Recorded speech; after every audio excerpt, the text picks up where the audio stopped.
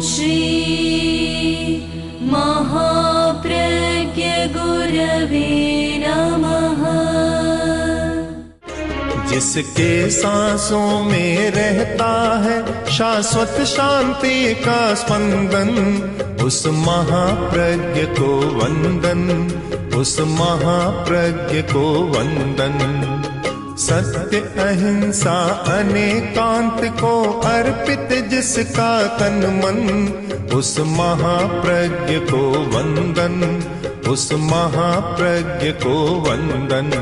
जिसके सांसों में रहता है शाश्वत शांति का स्पंदन, उस महाप्रज्ञ को वंदन, उस महाप्रज्ञ को वंदन।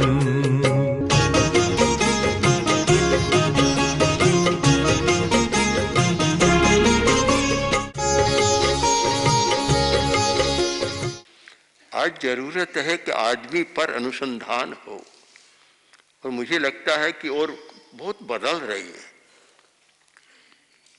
बाजरा भी कहते हैं, संकर बाजरा आ गया, मक्का भी हमने देखा नए ढंग के, यात्रा में बहुत सारी चीजें देखी, और तो बहुत चीजें देखी जिनका नस्लें बदली है, जातियों की उन्नति हुई है और कुछ हुआ है। आदमी की नस्ल को देखने का मौका कम मिला ही नहीं लगभग। सबसे बड़ी एक विडंबना है कि जिसके लिए है वह तो उपेक्षित है, जो है वस्तुएं वे आगे बढ़ रही है।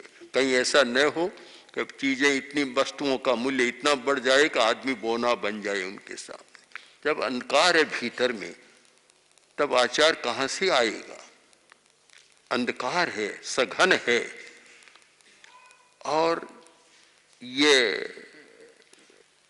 अनैतिकता का अंधकार बहुत सघन है।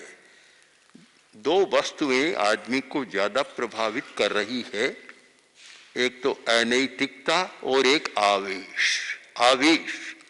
आवेश बहुत ज्यादा है।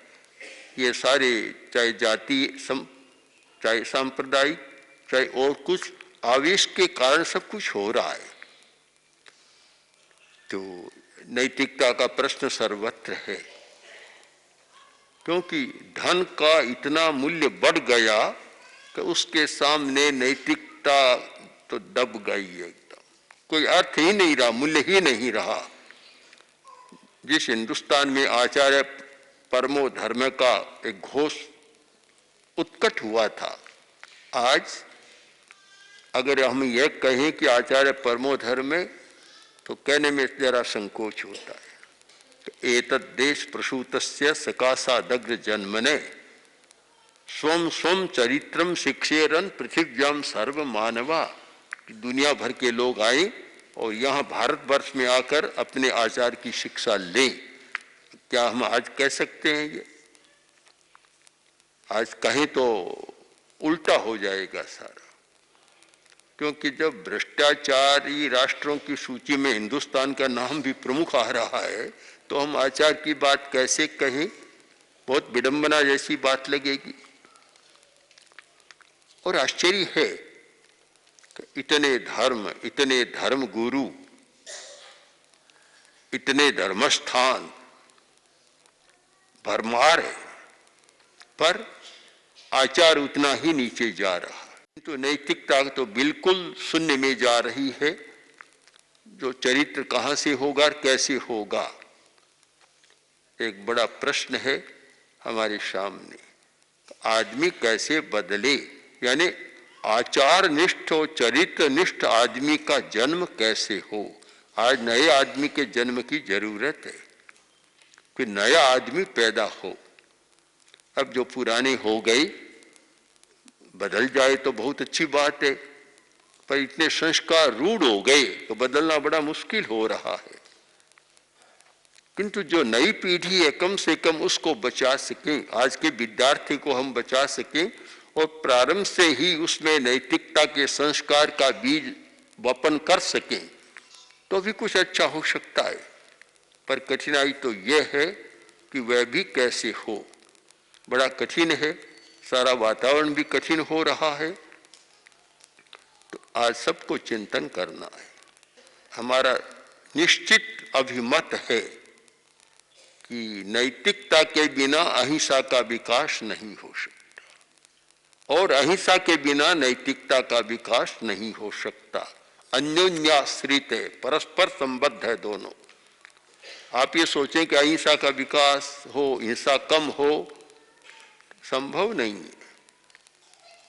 जब तक हमारी चरित्र निष्ठा और आचार निष्ठा नहीं है तो वह हो नहीं सकता। और आज की स्थिति यह है कि अर्थ के क्षेत्र में इतनी अनैतिकता है कि उसके बारे में कुछ कहना भी कठिन हो रहा है। या माना तो यह गया था कि बड़े लोगों को जितेंद्रिय होना चाहिए। महामात्य कौटिल्य ने अर्थशास्त्र में लिखा कि शासक को जितेंद्रिय होना चाहिए। मुनि के लिए तो है ही जितेंद्रिय होना चाहिए, किंतु शासक के लिए भी होना चाहिए। और क्यों होना चाहिए? कि उसके सामने इतना अधिकार है उसके हाथ में। अब उस अधिकार का दुरुपयोग न हो यह संभव नहीं है। लिखा है कर्मण्येवाधिकारस्ते, गीता का वाक्य तो बहुत सुंदर है कि कर्म में अधिकार। पर आज तो कर्म में नहीं, फल में अधिकार है। बस फल में तो अधिकार हो रहा है सबका, कर्म के अधिकार की बात नहीं है। तो एक शासक को, प्रमुख समाज के मुखिया को, एक शिक्षा जगत को जितेंद्रिय होना चाहिए और वह नहीं हो रहा है। इसका अर्थ है कि इंद्रिय लोलुपता अधिक बढ़ रही है, आसक्ति अधिक बढ़ रही है, कहीं न कहीं रुकावट है। एक भ्रम हो रहा है, चेतना मूढ़ता में जा रही है, मोह इतना व्यापक हो रहा है, मोह बढ़ रहा है। रात भर नौका को खेया पर तट पर नहीं पहुंचे। कुछ आदमी आए, नौका चलाने वाला और बैठने वाले सब शराब के नशे में धुत थे।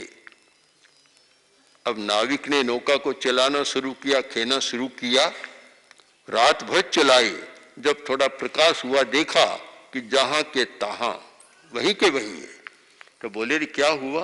रात भर नौका चलाई और हम पार नहीं पहुंचे। तब पास में कोई जागरूक आदमी खड़ा था, उसने कहा मूर्खो, रस्सा तो तुमने खोला नहीं, चलाने से क्या होगा? हम कोरा प्रयत्न न करें, उस प्रयत्न के साथ हमारी विवेक चेतना जागृत हो।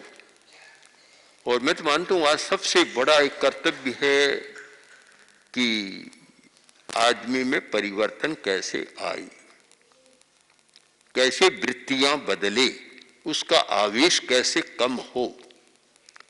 दो शब्दों में सारी स्थिति आ सकती है, अनावेश और अपरिग्रह। अपरिग्रह की चेतना थोड़ी जागी और अनावेश, आवेश कम हो। ये क्रोध का, अहंकार का आवेश, ये लोभ का आवेश इतना बढ़ रहा है कि उसे सारी स्थितियां बदल रही है। कैसे हो? हमने कुछ प्रयत्न किया। आचार्य तुलसी ने जब से अणुव्रत आंदोलन शुरू किया और उसके साथ फिर अध्यात्म के प्रयोग जोड़े, योग विद्या और अध्यात्म के प्रयोग, जिससे आदमी बदल सकता है। ये तो हमारा पक्का विश्वास हो गया कि आदमी बदल सकता है। हम ये न माने कि आदमी बदलता नहीं है, बदल सकता है, बहुत उन्नत हो सकता है और एक नई नस्ल भी पैदा की जा सकती है, पर प्रयोग के बिना नहीं, केवल सिद्धांतों से नहीं। हमारे यहाँ एक परंपरा रही है कि लोग प्रवचन बहुत सुनते हैं और हमारे प्रवचनकार प्रवचन भी बहुत करते हैं, पढ़ते भी हैं, पुस्तकें पढ़ते हैं। किंतु अगर शब्दों के व्यापार से परिवर्तन होता तो आज विश्व का कायाकल्प हो जाता।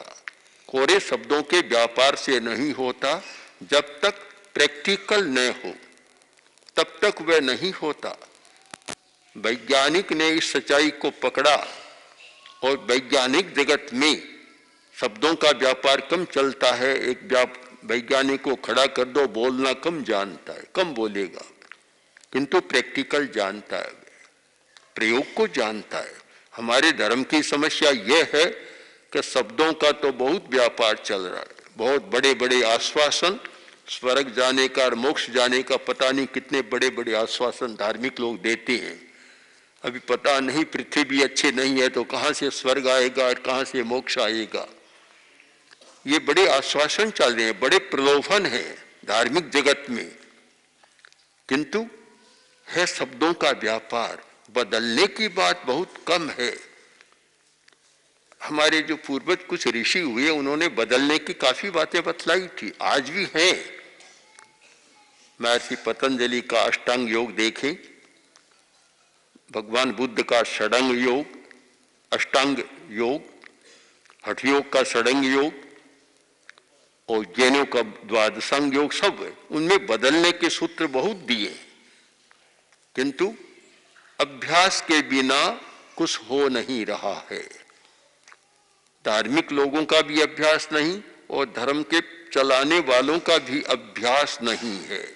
अभ्यास के बिना कुछ होता नहीं है। आज यदि सबसे पहले हम परिवर्तन की बात करें तो हमें शब्दों की दुनिया से हटकर और अभ्यास की भूमिका पर आना होगा। शब्दों के व्यापार में तो ऐसा होता है, एक सेठ जी का कोई जन्मदिन था तो बहुत लोग आए और बड़ी प्रशंसाएं हुई। बारठ जी आए, राजस्थान में बारठ जी चारण, बारठ जी होते हैं, बड़े अच्छे कवि होते हैं। बारठ जी भी आए और बारठ जी ने बिरुदावली बोली। सेठ बड़ा खुश हो गया और बोला, बारठ जी कल आना, एक मन अनाज दूंगा। बारठ जी भी खुश हो गए। सूरज उगा, बारठ जी आए, सेठ जी नमस्कार। बारठ जी बोले, सेठ बोला, बारठ जी कैसे आए हो? कि कल आपने कहा था कि कल आना, एक मन अनाज दूंगा। सेठ बोला, बारठ जी बोले लगते हो, तुमने बोलकर मुझे राजी कर दिया और मैंने बोलकर तुम्हें राजी कर दिया, लेना देना कुछ नहीं है, चले जाओ। ये शब्दों का संसार इतना विचित्र है कि शब्दों का व्यापार चलता है। और हमारे कुछ आचार्यों ने लिखा, और मैं भी मानता हूं कि शायद बाजार में जितना व्यापार नहीं चलता उतना पंडितों में शब्दों का व्यापार चल रहा है। क्या होगा, कैसे हो? जब तक हम आचरण की भूमिका, प्रयोग की भूमिका, अभ्यास की भूमिका पर अपना चरण न्यास न करें, तब तक केवल शाब्दिक संसार से कुछ होना नहीं है। हमें चिंतन करना है कि परिवर्तन कैसे हो। हमने अनुभव किया है, केवल पढ़ा नहीं, अनुभव किया कि जो जो व्यक्ति आए और जिनको हमने कुछ प्रयोग कराया, सचमुच उनका जीवन बदल गया, वास्तव में बदला है। तो आज उसकी जरूरत है। हमने अहिंसा यात्रा में 3-4 शब्दों को खास जनता के सामने रखा कि स्वस्थ व्यक्ति, स्वस्थ समाज, स्वस्थ अर्थव्यवस्था, बस 3 बातें। कि व्यक्ति स्वस्थ बने, आज की अपेक्षा व्यक्ति बहुत रुग्ण है, रुग्ण है। इतने लोग बैठे पता नहीं चलेगा, एकांत में जब हम बैठते हैं हमारे सामने आते हैं कि ये बीमारी है, ये बीमारी है, किसी में शारीरिक और किसी के मानसिक। अभी रास्ते में आ रहे थे तो एक परिवार खड़ा था, एक महिला ने हमें रोका, निकट आए परिवार के लोग और महिला बोली कि सिर दर्द बहुत रहता है। तो मैं तुम्हारे क्या, सारी दुनिया के सिर दर्द बना हुआ है, सारी दुनिया सिर दर्द भोग रही है, तनाव को भोग रही है, सिर दर्द को भोग रही है। और तनाव, किसी भी घर में जाओ तनाव ही तनाव, दुख ही दुख लगता है। जब व्यक्तिगत आते हैं तो ऐसा लगता है कि स्वस्थ कौन है, खोजना बड़ा मुश्किल है। तो स्वस्थ व्यक्ति को, तो फिर हमें मन में आया कि जब तक अर्थव्यवस्था स्वस्थ नहीं है तब तक आदमी स्वस्थ नहीं रह सकता। हमने बहुत पीड़ाएं सुनी है, वेदनाएं सुनी है। अब समस्याएं तो है, सबके सामने है, सरकार के सामने भी है, समाज के सामने भी है। यात्रा करते हैं, 10, 12, 14 किलोमीटर चलते हैं, उसमें बीच में कई पड़ाव, कई प्रवचन हो जाते हैं। 2-3 गांव के लोग सड़क पर आ गए। भाई बोला कि हमारे और तो ठीक है, पर पानी की बड़ी समस्या है। कोई कहता है कि हमारे भूमि खेती नहीं है, जमीन नहीं है, जमीन की समस्या है। कोई कहता है दाना नहीं मिल रहा है, हमारे पास न मकान है, न कोई भूमि है, न कोई व्यवस्था है, दाना नहीं मिल रहा है। समस्या तो इतनी है कि अगर हम 3 वर्ष में जितनी समस्याओं को सुनते आए हैं उन सब को एकत्र करें तो एक महाग्रंथ बन जाएगा, एक महाभारत बन जाएगा। सर इतनी है। और सरकार भी अपनी ओर से प्रयत्न कर रही है, समाज भी कर रहा है, और भी कुछ हो रहा है। पर लगता है कि ऊंट के मुंह में जीरा। अब ऊंट के मुंह में जीरा डाला, कुछ तो है, पर क्या होगा उससे? जब तक समग्रता से चिंतन नहीं होगा कि समस्या का समाधान कैसे हो, समग्रता से। आज क्या हो रहा है, मैं देख रहा हूं, बुद्धि यस्य बलम तस्य। वाक्य अच्छा है कि जिसकी बुद्धि है उसके पास बल है, पर कोरी बुद्धि से नहीं। बुद्धि यस्य बलम तस्य, आचार्य परमो धर्म, दोनों को मिला दे तो पूरी बात होगी। अब बुरा नहीं मानेंगे, मेरे सामने बुद्धिमान आदमी बैठे होंगे, मैं नहीं जानता कौन बुद्धिमान है कौन नहीं है, पर बुद्धिमान अवश्य होंगे। इस क्षेत्र में है, अजमेर शहर है और ये विद्या का क्षेत्र है, बुद्धिमान तो होंगे। पर मैं ये मानता हूं कि जितनी समस्याएं बुद्धिमान लोगों ने पैदा की है, मूर्खों ने नहीं की है। मूर्ख बड़ी समस्या पैदा नहीं कर सकता। मूर्ख कोई समस्या पैदा करेगा तो छोटी मोटी करेगा। पुराना चोर सेन लगाएगा तो किसी घर में सेन लगा देगा, पर बैंक की डकैती वह नहीं कर सकेगा। ये तो बुद्धिमान लोग ही करते हैं। आज के पढ़े लिखे, एक शब्द ऐसा चल पड़ा एफिशिएंसी। इस एफिशिएंसी ने पता नहीं क्या क्या कर दिया है। तो बुद्धि बड़ी खतरनाक होती है। जब तक बुद्धि का आचार का योग नहीं होता तो बुद्धि बड़ी खतरनाक है। मैं आपको एक कहानी सुनाऊं। कहानी है, रूपक कुछ भी है, बड़ा मार्मिक है। कि एक राजपथ हाईवे, उसके पास ये लिंक रोड जो कच्ची मुरड़ की बनी हुई थी। गांव था, दिन में 5-10 गाड़ियां आ जाती। एक आदमी आया और राजपथ से थोड़ी दूर रहा और दलदल में कार फंस गई। नीचे उतरा, धक्का दिया, पर लगा नहीं सका, कमजोर था। खुद मालिक ही ड्राइव कर रहा था, कार चली नहीं। तो इधर उधर देखा तो एक थोड़ी दूर पर झोपड़ी थी, वहां गया। एक अट्टा कट्ठा आदमी बैठा था। उससे कहा, भैया मेरी कार फंस गई, निकाल दो। कहाँ भी निकाल देता हूँ। आया, उसने धक्का दिया, निकाल दी। तो उसने 10 रुपये का नोट दिया। बोला कि तुम्हें कहीं नौकरी करने की जरूरत नहीं है, क्योंकि दिन रात में 5-10 कारें आती होगी तो 150 रुपया ऐसे ही हो जाता है। दलदल है, फंस की। बोला, बाबूजी कहाँ इतना कहाँ मिलता है, दिन दिन में मिलता है। रात को तो मैं यहाँ पानी डालता। ये बुद्धि का काम है कि कार को निकालो और रात को उसमें दलदल बना दो। एक समस्या को सुलझाओ और 2 नई समस्याएं और पैदा कर दो। कोरी बुद्धि से समाज नहीं बदल सकता, व्यक्ति भी नहीं बदल सकता। बुद्धि बड़ी खतरनाक होती है। बुद्धि पर एक खोल चाहिए। कोरा वायर, बिजली का तार है, खोल नहीं है तो झटका लगा, काम बढ़ जाएगा।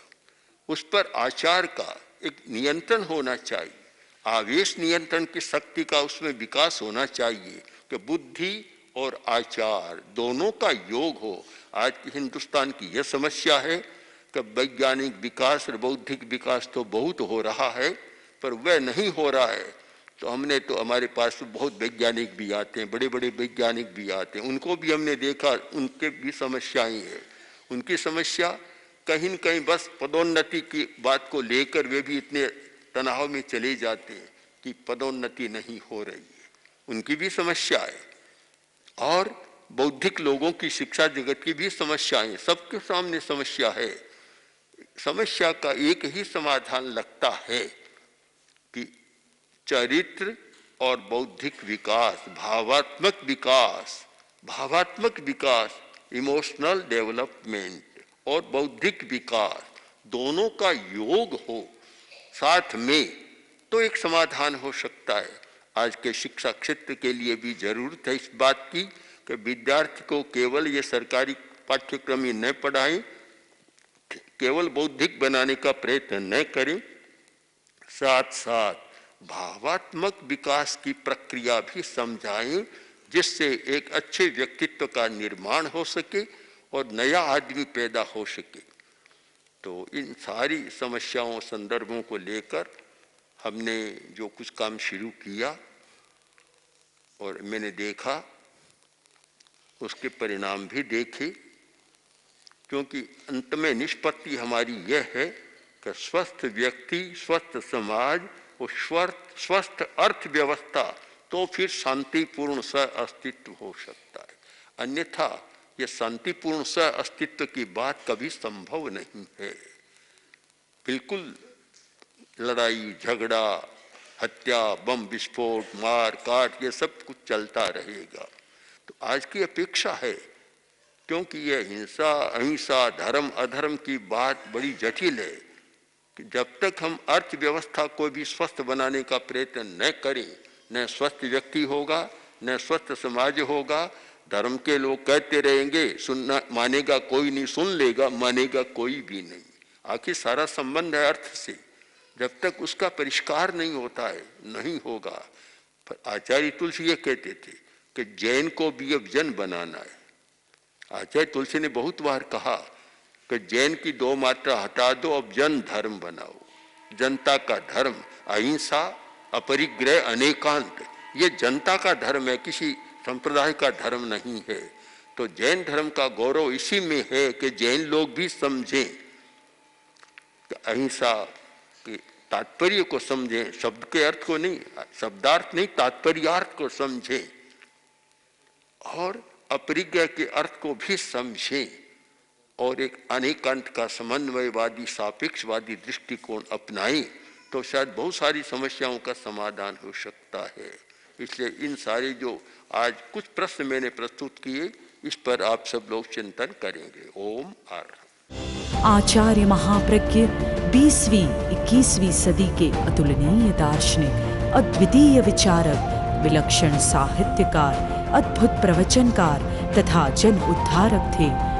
उनके सृजनशील चिंतन कल्याणी वाणी ने प्रत्येक व्यक्ति के हृदय में एक स्थान बनाया।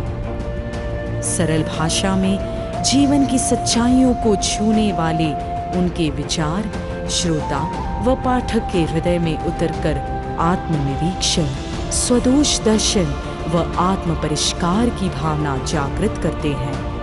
उनका समग्र साहित्य अब आ रहा है महाप्रज्ञ वाङ्मय के रूप में। 121 पुस्तकों की यह नवीन समायोजना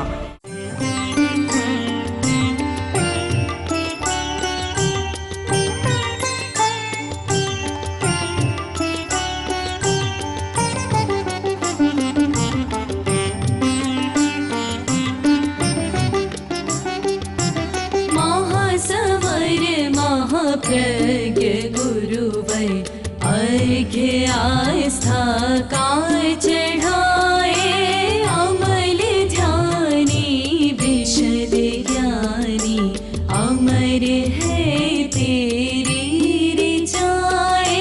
महासमर महाप्रज्ञ गुरुवर अर्घ्य आस्था काय चढ़ाए।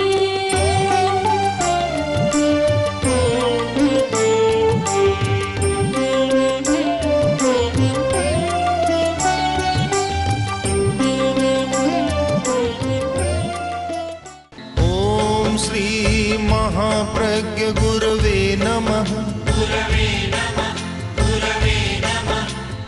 ओम श्री महाप्रज्ञ गुरवे नमः।